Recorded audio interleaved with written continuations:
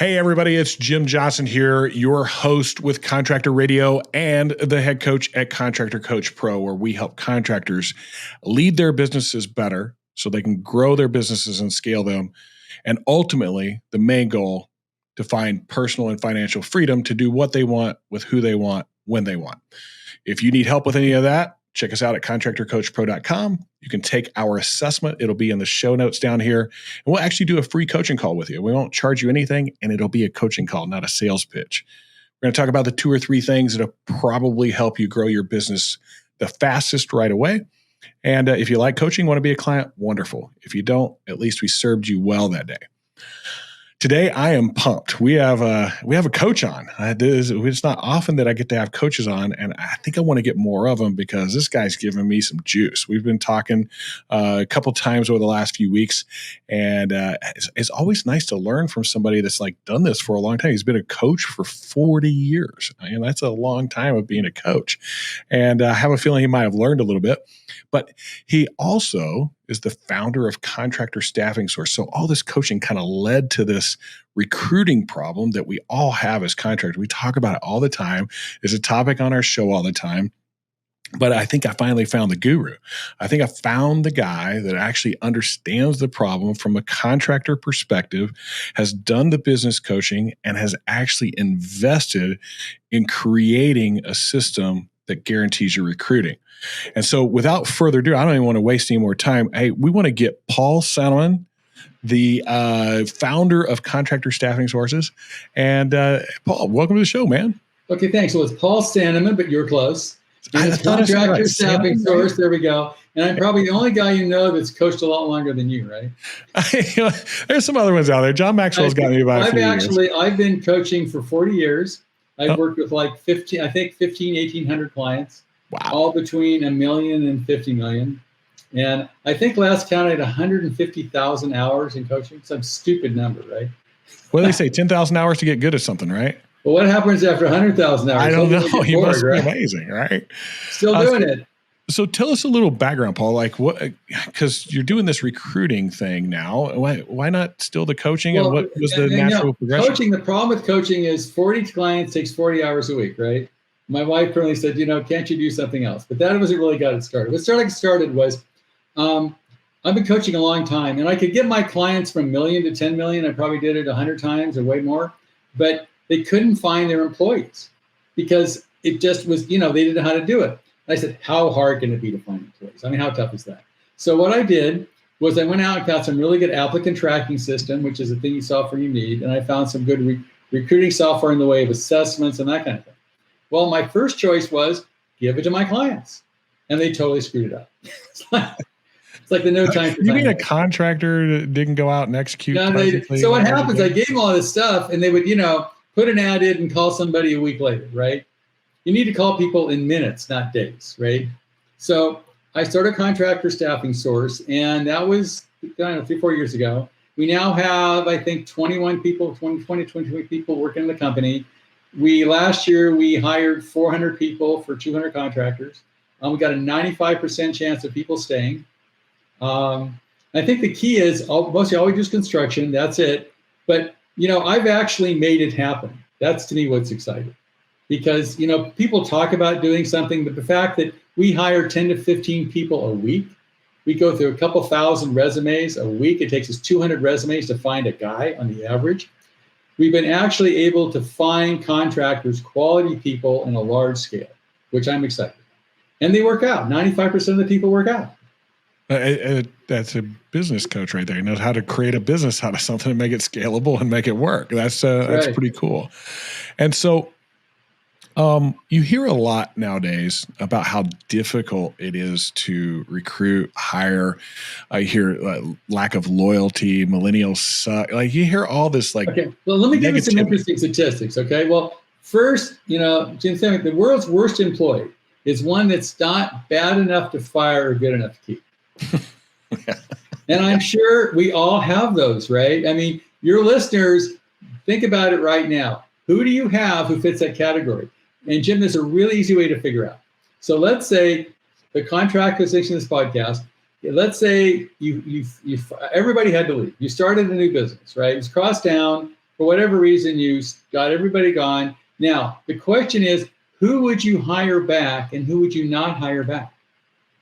I believe anybody you don't hire back, you should fire. I couldn't agree more. That's an ongoing assessment with any business owners or a leader of a department in a business. Like, would I hire you again today? Like that thing should always be running through your mind. Right. And when I had a client the other day said, when he asks somebody to do something, he doesn't want to hear maybe. He wants to hear hell yeah. Right. Yeah. So is that the kind of people you hire, the hell yes people? Yeah, absolutely. Yeah, favorite answer I ever got on that. We've actually got a way of defining culture, which is great. We've got this great assessment. Let me talk a couple of things interesting I found out. The average worker in construction is 43 years old. The fact that about 40% of all workers in the industry are between 45 and 64. So we have an aging workforce.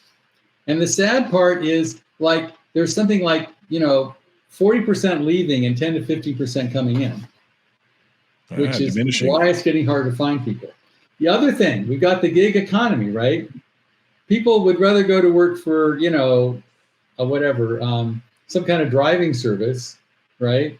Oh, you can mention them, Uber. Anyway, and they get independence. They don't. Where you feel the whole gig economy didn't used to exist, right? And the other thing is sort of weird is that people are getting weaker than they used to be. I mean, there's some statistics I'm reading here that what's happening at the average person. I think I looked at the statistic here in 85. The average strength of somebody like bonking on, arm strength was like 117 pounds. Now it's 98. Wow. So all those people are hanging out on the computer. My son's an example. He spends 6 hours a day on a computer, right? So they don't want to go into the workforce. Getting soft. It's really hard. So the thing is, I would say, how do you find people? We figured out a way to do it. And it's interesting. I'm going to give you some I'm going to call the hiring myths, if you're okay with that.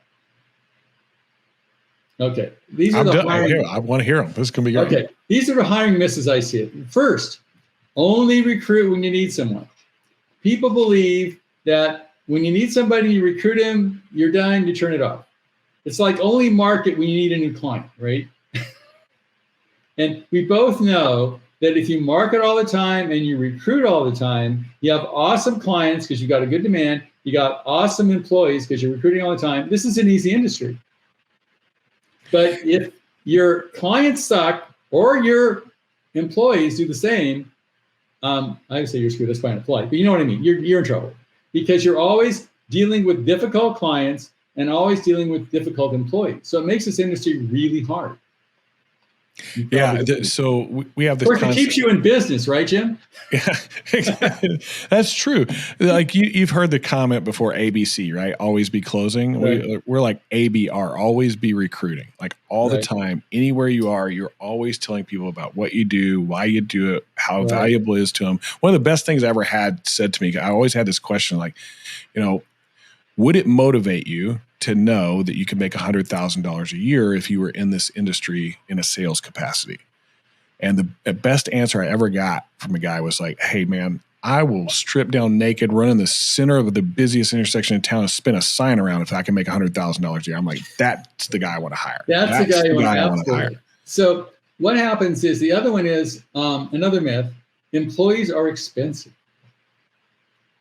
I've had a lot of people say, I'm not going to pay that guy $100. I mean, it's interesting. We recruit all over the United States and Canada. I can find a killer project manager in Mountain Home, Arkansas, for $70,000 a year. That same killer project manager is $160,000 a year in San Francisco. Same guy. Yeah. Well, sometimes when I hear that myth of hiring is expensive, it's this. It costs us money, so much time, and anybody we ever lose, right? Well, they noticed some statistic for you, Jim. The loss, they've done a bunch of research on this. The cost of an average bad employee, bad hire, is about $50,000, give or take. It's like it's setting $50,000 on fire every time somebody walks out the door. Every time you hire the wrong person. And most people are really not good at hiring people, so they tend to do that a lot. Why do they hire the wrong people? What happens? How does that get to there? Well, they don't know what they're doing. I mean, do you go work on your own car anymore, Jim? No. Well, I take that back. I have a Jeep, so like all the add-on stuff, yeah, like I'm into that, but none of the computer engine. You have to have a computer. Your car won't talk to you. You got to plug in a computer. The computer gives you this whole information. You got to operate on the computer, right? Right. You can't just go in and fix stuff. So the thing is, most contractors don't have a clue on how to recruit. There's a lot of technology out there, but they don't have it. So employees are expensive. You only make money as a contractor if you have employees.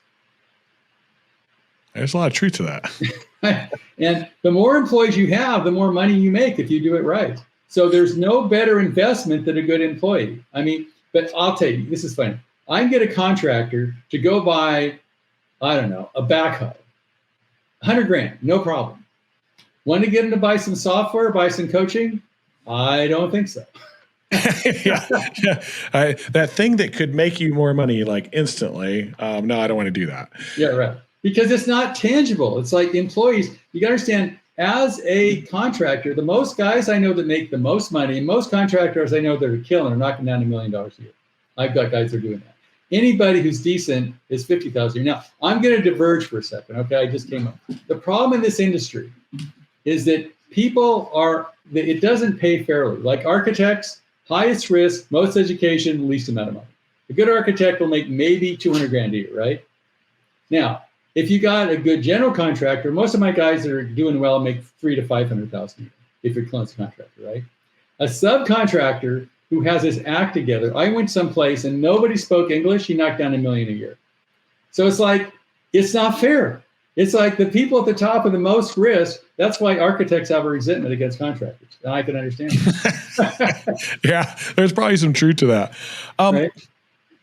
Have you ever heard the concept of knowing the value of each employee? Like, for example, for every employee I have, we need to generate this number of revenue. Right. Do you have any, do you believe in that? I believe it depends on the company. I mean, I do believe the more employees you have, the more money you make if they're the right employees and you have the right company. There's another myth going on is people think they can do it themselves.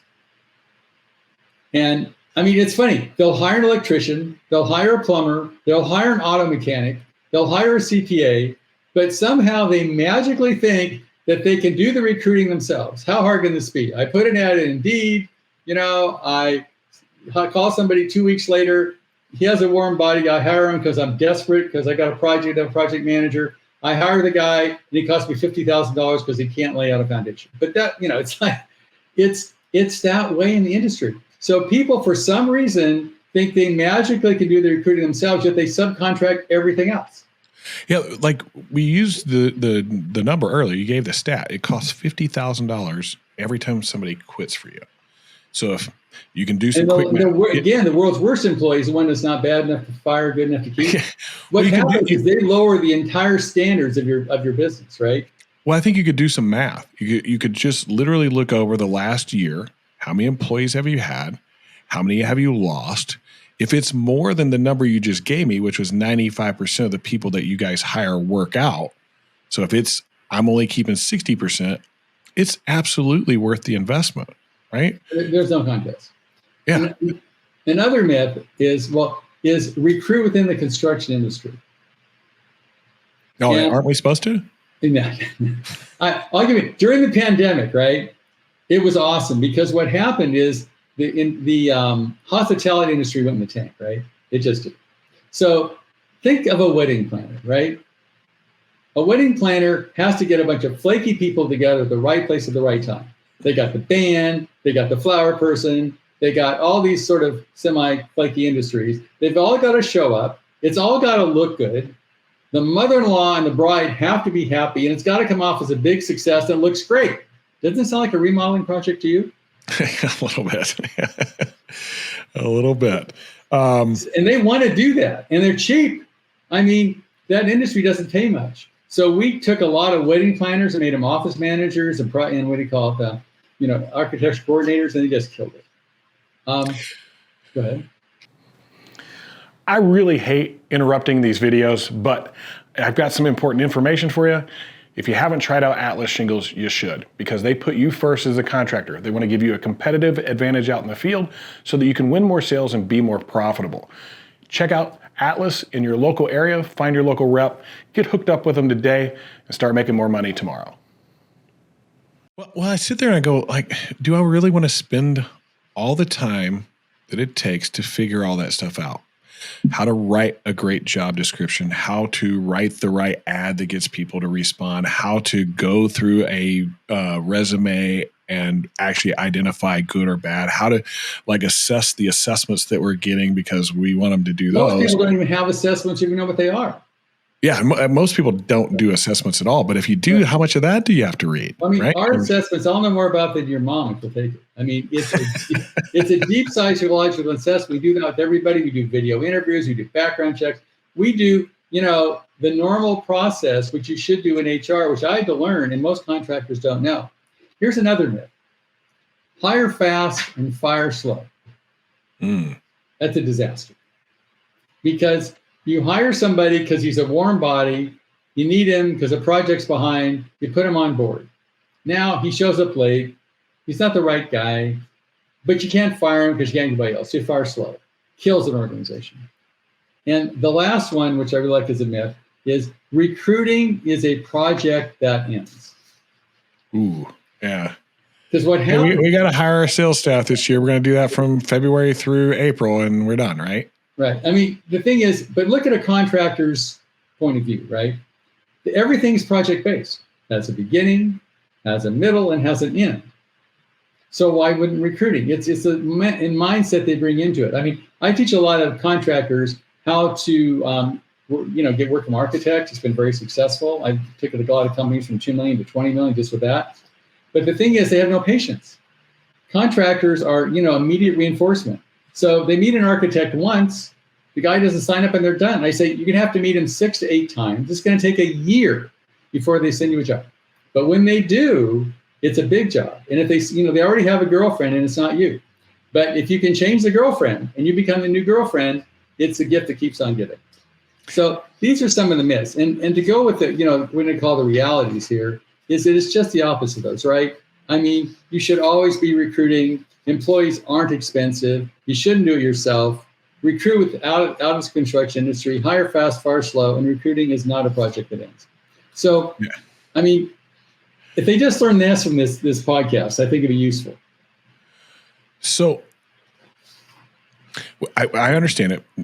Contractors are not good at it. Sorry, contractors. Sorry, listeners. It's the truth. You guys are just not great at it. Now, there is a unique few. There's a unique few out there that are charismatic. People want to work for them, and they're good leaders and all that stuff. Like, they just have this knack for being able to find people, get people to come in, hire them up. It tends to be those people, though. The one sore spot for them is retention. They don't retain very well. They can hire a bunch of people, and it's just this army, but it's constant turnover. That's because they didn't hire the right people. You got to match values. I mean, we do a whole thing on values clarification. So what happens is we have an assessment we give people. It tells you whether you're honest, whether you, are to blame others, you self-responsible, that kind of stuff. You're the right person. You've got to hire into the corporate culture, because if someone comes in, the worst employee who's the one that's performed, but it's not a culture fit, it kills an organization. So you're right where I wanted you to be there. How did you solve that? Like, how did you solve, if you had brought on a client, ensuring that you have this corporate values culture aspect of things covered so that when they come in, they stay? That comes through hiring the right people.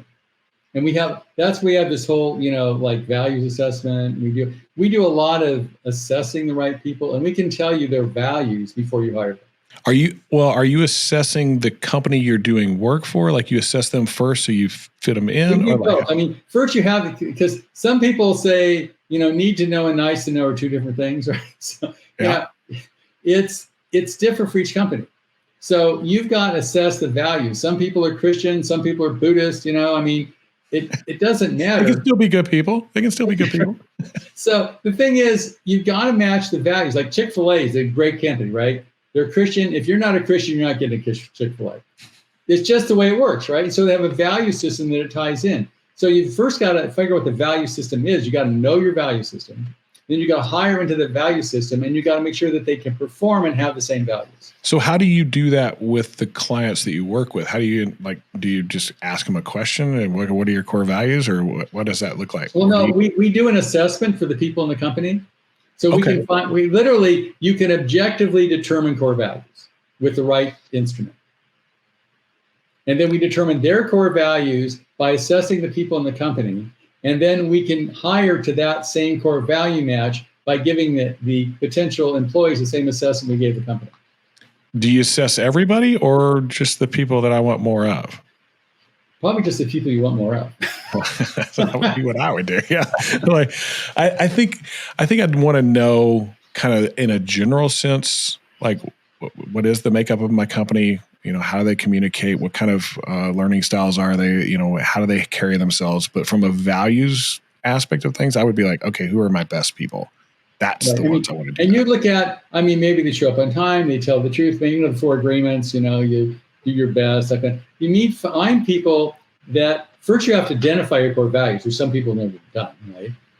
And then once you've got those core values, you recruit to the core values, because that's the hardest thing to evaluate in somebody coming in, right? Because it's easy, can you draw a straight line? Can you pass an IQ test? That stuff's not too hard, right? But the question is, how do you define honesty? This is an interesting honesty question. I'm going to ask this question to you, Jim, okay? Here we go. You're loyal to your boss, right? And your boss says, this product, he wants you to tell the client the product is going to be delivered in 2 weeks. He says, go tell Miss Jones it's going to be here in 2 weeks. You know it's going to be 4 weeks. He knows it's going to be 4 weeks. What do you do? Sorry, boss. I'm going to set the right expectations with my client because I would actually like to get a referral at some point. And if I set the expectation, they'll be okay with it. It's not how long is it. It's what can I expect. But you wouldn't lie, right? If you say it's 2 weeks, you're flat out lying, right? Oh, yeah. I could never do that. If you're saying 2 to 4 weeks, you're sort of covering your butt. And if you say 4 weeks, you're telling the truth, right? Yeah. So it's those kind of questions when you ask people, you can get to their core values. Yeah. So I took your personality test. Like that part, I was kind of like, yeah, I kind of got that figured out what I am. I wonder if this thing's accurate. It was dead on. I cannot wait to take this other assessment, this one that's like, okay, what would you do in this situation? Right. I'm interested to find out what my values are. I'm pretty sure, but maybe it knows more than I know. And I'll tell you, and the thing that's also come along, my new best friend is ChatGPT. Oh, yeah? Why? Well, because, it's only been around for 6 months, right? 8 months, like new. But it used to take us forever to write key performance indicators, if people know what those are, like, how do you evaluate an employee? There's usually 3 behavioral performance indicators and 3 performance. Those take forever to write. A really good job ad takes a while to write, all this stuff. ChatGPT, seconds. Yeah. I could write a performance evaluation. I could write key performance indicators. In fact, we baked in AI to our applicant tracking system. So you press a button, it'll write the job ad for you perfectly. That's so wild that's that way these days. Like, because there are things that should be like that. Like this thing that we just do all the time. Okay, let's use some technology to make that thing go. Or this thing that we're always assessing, taking a bunch of time. Can we take most of that, if not all of it, out of the equation? So that's a question I have for you. So you said you go through 2,000 applicants. Is the AI going through it going, hey, no, okay. We're working on that. We literally have the AI look at every application and then we do it with a person. We have like 15 people that do nothing but read applications all day. And the AI still sucks at it. Okay, now, so we still got some human component to it. That's good. It's good at writing job ads, and we can go over those. It's good at writing key performance indicators. It is not good at screening resumes. So literally, we go through an average of 200 applicants to get one person on the average. My guess is most people listening to this podcast do not go through 200 applicants to find a guy. No. Their patience runs thin, right? But that's what it takes. We went through 80,000 applicants to hire 400 people. But all the 400 people stuck. They all stuck. It was all good. So this is the technology. You would not go out and dig a ditch, most ditches, with a shovel. You would use a backhoe, right? Well, we've got the backhoe. You're using a shovel. It's just technology, right? Right. Or you wouldn't. You use a nail gun. I mean, use whatever for project management. You want to use some kind of project management software, this Job Trader, Procore, or whatever. There's all this technology out here, and I've drugged contractors through technology for 40 years. Sort of I'm old enough before cell phones, right? So I remember I used to have a radio in my car. So the guy would, I'd tell contracting the cell phone. He goes, the cell phone is going to disturb my peace of mind in the truck. I'm not going to use a cell phone. And then went email. They said email was a fact. It was going to die, right? So they like an email. Websites, I don't need a website. I just do a good job and the world beats the pathway to my door. And then, then project management software. No, I don't need that stuff. I mean, unless you're just dumb if you're not using a good project management software system. Bookkeeping, it ties into QuickBooks, all this technology. So hate to tell it, guys and ladies, you guys as contractors are Luddites. I'm going to ask you a question that I asked my guest last week because he was in the technology world. They did expense tracking using AI and auto updating everything. It was really cool what they did. And I said, well, when does it get to be too much? When does it get to be like, okay, I'm just technology overwhelmed and I'm spending so much money on technology that it just doesn't justify it anymore? I will take, after 40 years of doing this, I guarantee contractors are never going to go. Maybe somebody else. Contractors fight technology as a group. There may be some exceptions, but most of them fight technology as a group. Now my big things with AI, right? Now the AI, unfortunately, has a lot of, it's sort of like maybe abortion. There's like both sides of the scale. There's the AI, that AI is going to destroy the world, it's Skynet, we're all going to die, right? And there's AI, it's going to raise the world, we just hang out and, eat bananas and hang out at the pool because they'll take every shot. So there's 2 points of view. Actually, AI works great in recruiting because it's a good tool. AI works good for, it's a lot of things that AI can do. I suggest all your people, learn how to use ChatGPT. It'll write letters, it'll write performance evaluations, it will write, it'll even do like scheduling with CSI codes. It's amazing. But a little bit off the subject, I do have one fear of AI, which my IT guy brought it out last week. And I go, oh crap. You know what it is? What's that? AI makes hackers a lot better. Yeah, and I've been getting some, and I'm like, I had to message my entire team, like, do not open that thing that just came through Instagram. Like, you want a quick AI real story that might be interesting? Sure. Okay, so one of my clients, right, who, no offense, contractor, but it's not doing recruiting well. They don't use technology well. They don't have really good cybersecurity as a group. So my client, or person I know, what happens? He sends an invoice, right? And, he doesn't get paid by this bank, right? Well, what happened was somebody broke in. He didn't know it because they were good. They were monitoring their email. They found an email going to the bank from the accounting department. They sent an email that says, you're a couple numbers off on the routing number. Could you please change the routing number for this $100,000? No problem. So they change the routing number. It goes to some Swiss bank. It's gone forever, right?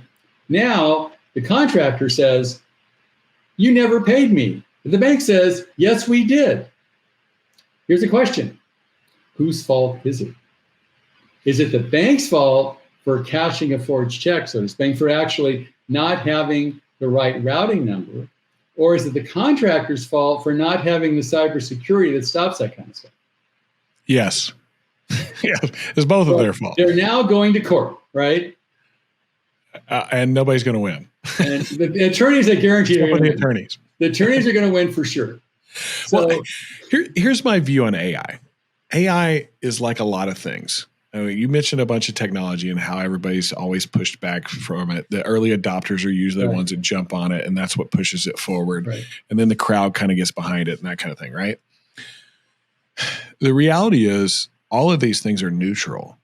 They're not good or bad. It's like a knife, right? It's us. We're the good or the bad. Who do we use it wisely or do we use it nefariously? So I'm not going to judge AI as the bad thing. I would judge the human condition as the thing that probably leads to the inappropriate use of something. Right? So If you're a contractor today, you're out there doing contracting, what would be the top 2 or 3 things you would do that maybe aren't technology based, maybe aren't recruiting based, to like set things up well so that you can recruit? Well, I got a couple. One of the best recruiting practices, I can list them for you if you're interested. Sure. Okay. One, you've got to write the job ads right. And so where do people mess up on that? They don't. They're boring. They don't show the values of the company. AI is probably way better than you are. So you can use ChatGPT to write your job ads, but you need to do where you post them. We posted on 288 job boards, plus LinkedIn, plus Facebook. We search LinkedIn.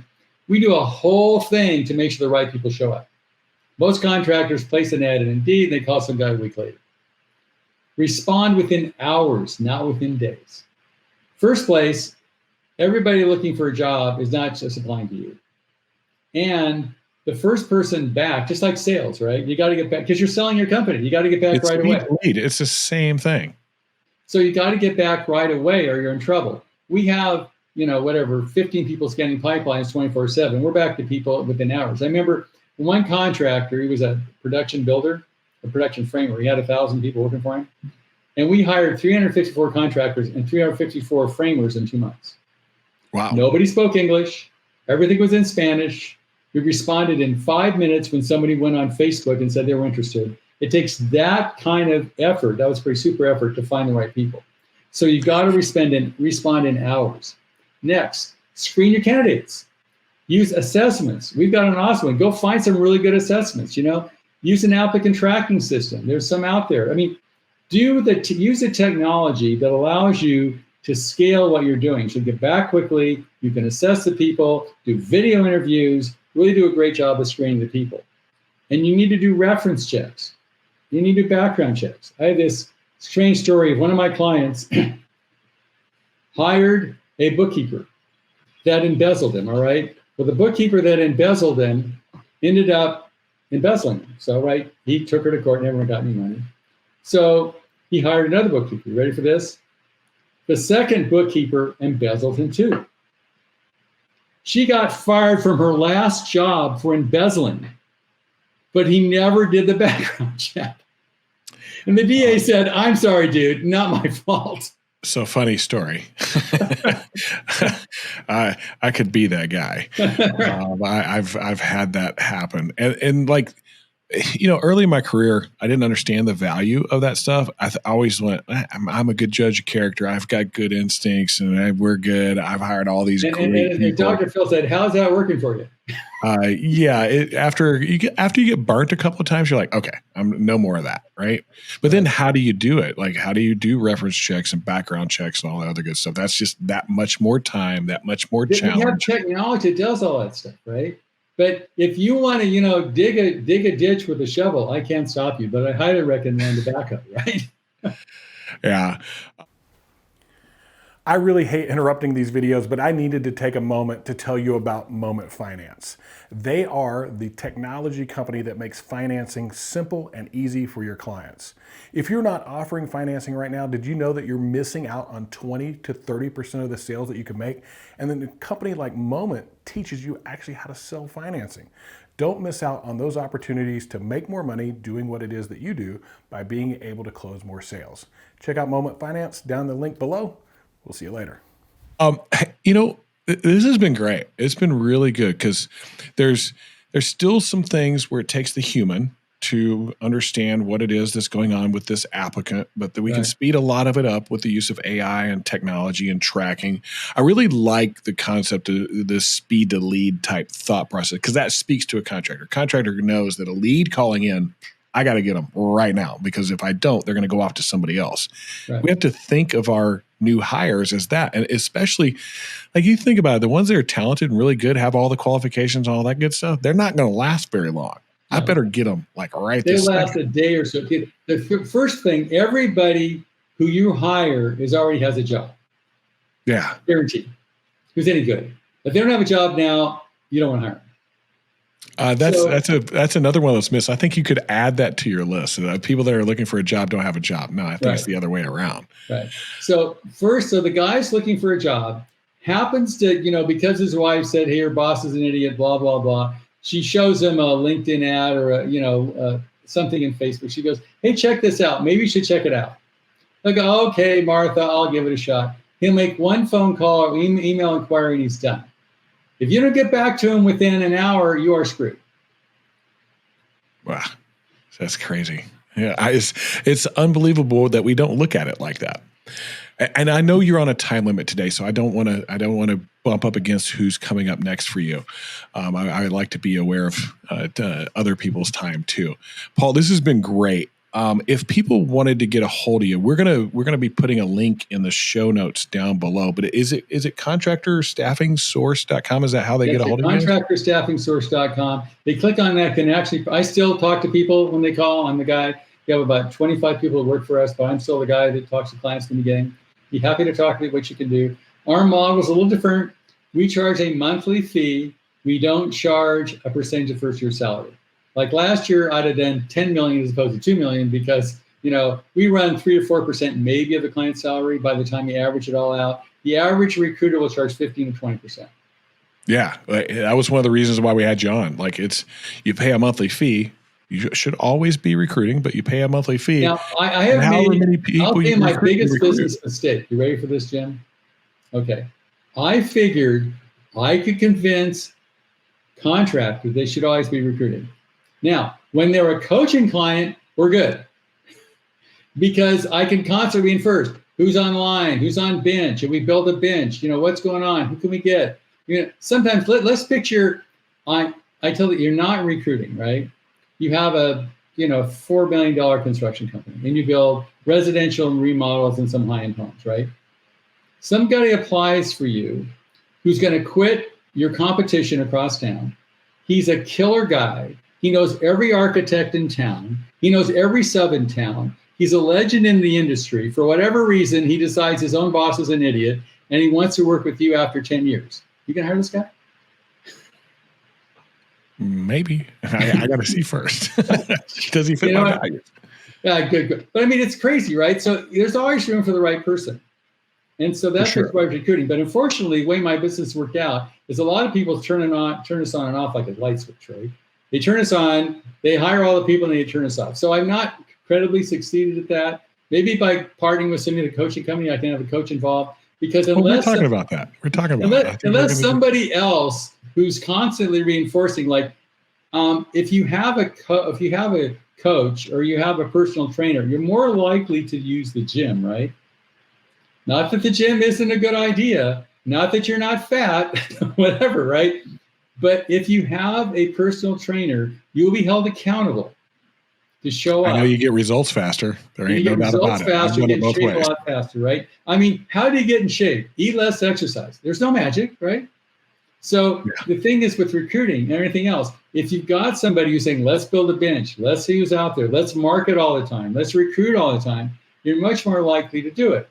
If you turn it on, get your two guys, you're going to fall back in your old habits and say, oh, I got my guy, or I got my big project, I'm done marketing, I'm done recruiting, which is a bad decision. Well, I feel like this. If we can get the more what I would call monotonous stuff squared away, so this recruiting thing, like it's this thing we should always be doing. So it's kind of a bit of a monotonous thing. Process, that's another monotonous thing. Get those things under control. Then all the coaching becomes about taking advantage of opportunities, filling a gap and taking market share, expansion and growth. It's not about survival. Yeah, it becomes a whole different animal than just problem solving all the time. Let's solve problems that don't even exist yet or are creative and innovative to take advantage of the opportunities that exist for us. Well, I always use the saying, Jim, most people are too busy making a living to earn any money. Too busy making a living to be growing. It's one of those things I've just been so dedicated to my entire life is how do I learn something new every day? It's one of the reasons why I had you on today. I learned some new things. Like I did not know that there are more people. Well, I knew there was more. I didn't know how much more. I didn't know 40. I think you said 43% are leaving and 10% are coming in. That's like, man, that should scare the crap out of people. And so things are going to have to change in the way that we hire people. we're going to actually have to make this look enticing too. Which is more Right. enticing, driving an Uber around or being up on a roof hammering nails? I can see why somebody might drive an Uber. So, I think my job as a recruiter and your job as a coach is to make sure that our clients can do well in the next 10 years. Because the good news is you can't outsource driving a nail. People have tried, but you're going to have to show up and fix stuff. So the industry, it's going to happen. Remodeling, building, people are going to have to hire contractors. They have to, right? But you just want to make sure that you've got the best team, the best marketing, the best coach, so you're the person they hire. Yeah, I agree 100%. I don't have anything to disagree with that. Paul, it's been awesome having you on the show.